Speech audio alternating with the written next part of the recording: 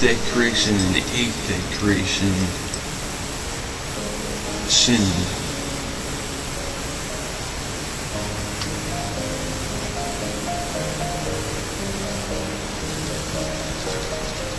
And in the Bible, nations or Gentiles in the Old Testament, the Hebrew word is goy, which refers to descendants from the sixth day creation. And in the New Testament, Gentiles, in the New Testament, the Greek word is ethnos, nations, and Gentiles, which is ethnos, referring to the sixth day creation. And in the New Testament, they lost the house of Israel.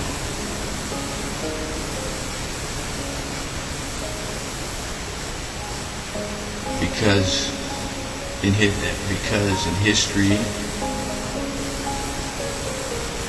God, in the Old Testament, originally there were 12 tribes of Israel descended from the eighth day creation. Those 12 tribes moved from 12 tribes to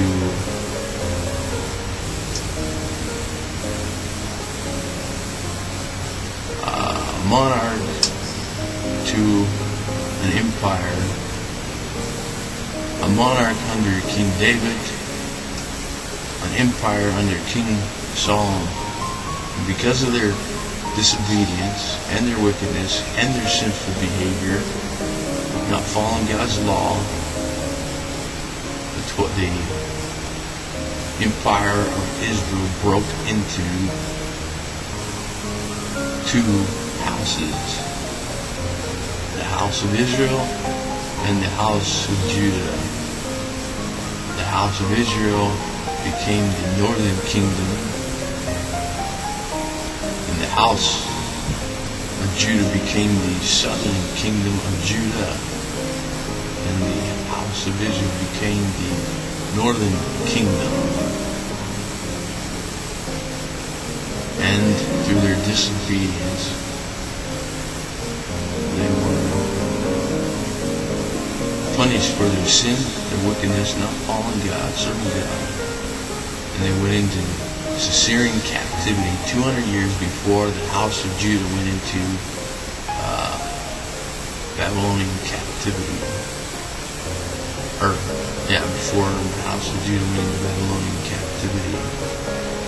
After the house of Israel's Assyrian captivity, they descended over the Caucasus Mountains. They migrated to Europe, England, Scotland, America, Canada, Alaska, and settled there. And that's where the house of Israel is today. And 200 years later on, the house of Judah went into Babylonian captivity for 70 years under King Nebuchadnezzar or Belshazzar. They returned back to the Holy Land, rebuilt the temple, and they were there until the destruction of the temple in 70 AD, and they were scattered throughout the world. Now the scattering didn't happen immediately, but through the house of Judah's disobedience in the first century, they were punished. Jerusalem was punished, destruction of the temple, and they were scattered throughout the world.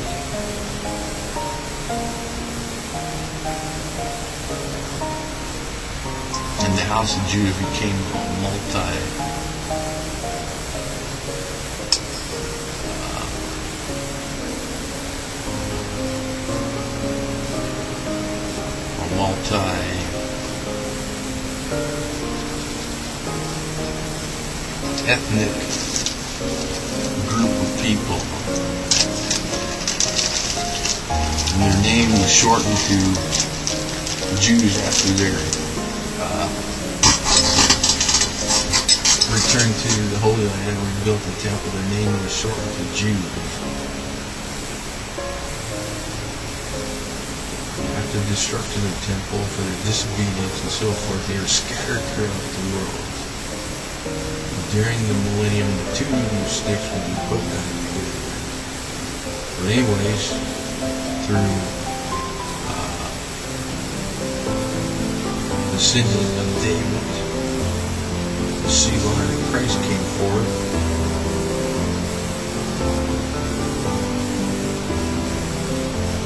And Jesus Christ was seated on the throne of David in heaven and established the true kingdom of Israel.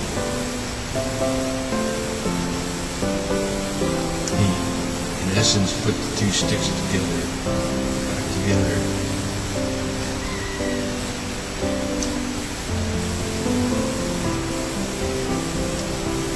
That's history.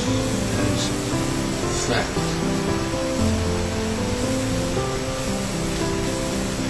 It's also important to note that Joseph of Arimathea was Jesus' great uncle, which was Mary's uncle.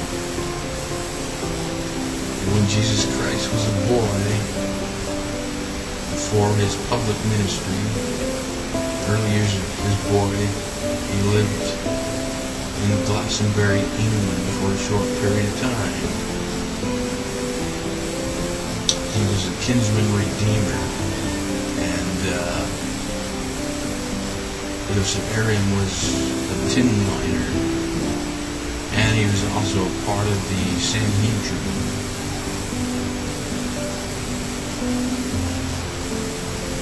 And Jesus Christ spent time as a boy in Glastonbury, England, and when time came, he went back to a geographical location and established his ministry.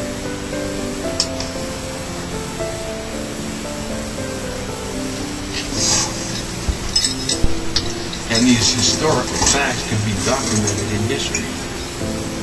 When the house of Israel went into Assyrian captivity, they were reclassified as Gentiles.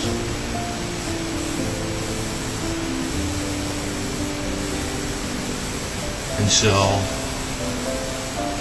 in the New Testament, the house of Israel and the sixth-day creation were Gentiles. And Jesus Christ came through his death, burial, and resurrection, put the two sticks together, established the kingdom of Israel. And during the millennium, he will be regathering two sticks back to himself into a new heavens and new earth. Thus, moving progressively to paradise lost, to paradise restored, the promise in the death fully finally being resolved.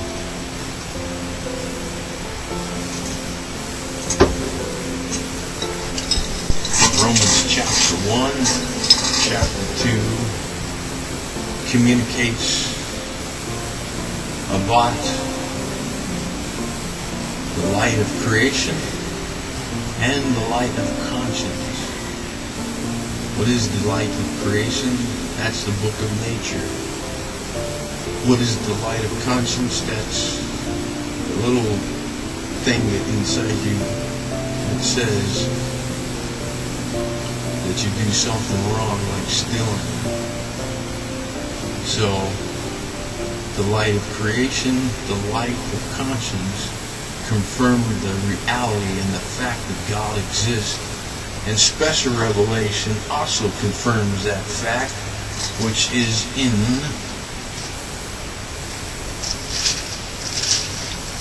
Second Timothy chapter 3.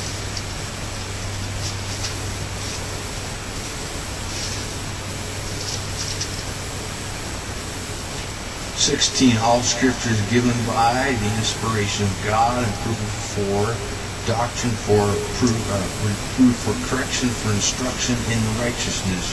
Verse 17, that a man of God may be complete, thoroughly equipped for every good work. Light, the special revelation confirms the fact that God exists and is truth. Although we do have that light of conscience in us, we can barely respond to that light of conscience.